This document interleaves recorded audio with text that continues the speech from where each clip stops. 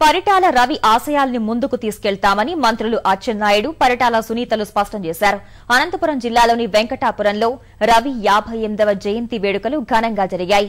రవి భార్య మంత్రి సునీత తన కుటుంబ సభ్యులతో కలిసి ఘాట్ వద్ద నివాళులు అర్పించారు.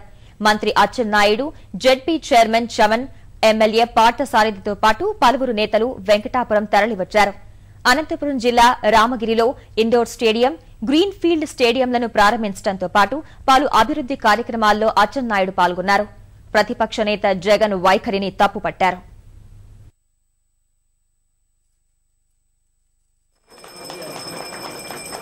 ప్రధానమంత్రి మోడీ గారి మీద, కేంద్ర ప్రభుత్వం మీద ఒక విశ్వాసం, నమ్మకం ఉంది. ప్రత్యేక హోదాతో పాటుగా ఆంధ్రప్రదేశ్ ని ఆర్థిక పరిపుష్టిని కలిగించడానికి అన్ని విధాల సహాయం అందుతుందని చెప్పి మేము కోరుతున్నాం.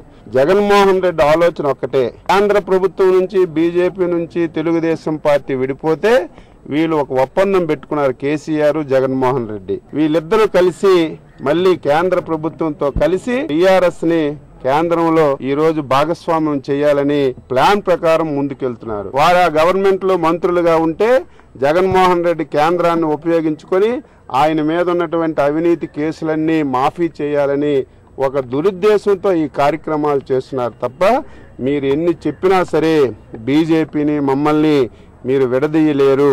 అసెంబ్లీ జరగకుండా చేస్తామని చెప్పి మాట్లాడాడంటే రాష్ట్ర అభివృద్ధి పైన వారికి ఏమాత్రం నమ్మకం లేదు, విశ్వాసం లేదు. పేదవాళ్ళ కోసం పోరాటం చేసిన వ్యక్తి పరిటాల రవి గారు.